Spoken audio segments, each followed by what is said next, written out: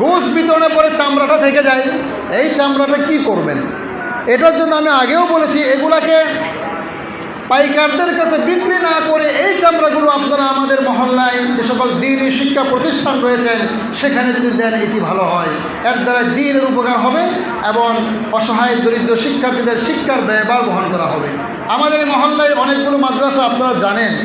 এলাকার সবচেয়ে পুরাতন মাদ্রাসা জামিয়া কাসিমিয়া, এখানে দারুল সামাদনগর মাদ্রাসা, সাত্তার মেডালের দিকে খিদমাতুল উম্মাহ মাদ্রাসা, একটু পিছনেই এখানে জামিয়া মাহমুদিয়া মাদ্রাসা, মুফতি আব্দুল বাতিল সাহেবের ওই মাদ্রাসা এখানে আছে।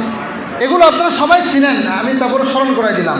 চামড়াগুলো পাইকারদের কাছে বিক্রি করলে কোনো লাভ নেই, কিছু পয়সা পাবেন আপনি।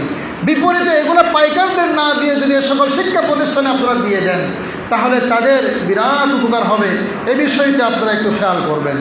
তো শুধু চামড়াই দিবেন এমনটা নয়, আমি বলি এ সকল প্রতিষ্ঠানে যে সকল ওলামায়ে কেরামগণ থাকেন তাদের মেহমানদারিরও ফরিজা আমাদের উপরে। তারা ঈদের মৌসুমে বাড়িতে না গিয়ে মাদ্রাসার স্বার্থে, দিনের স্বার্থে মহল্লায় অবস্থান করছেন।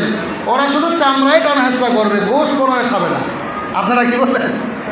এই জন্য এই মাদ্রাসাগুলো এই এলাকার জন্য বিরাট বড় রহমত। মাদ্রাসাগুলো আছে, কোরআন হাদিসের শিক্ষা চর্চা আছে। এই জন্য আল্লাহ রাব্বুল আলামিন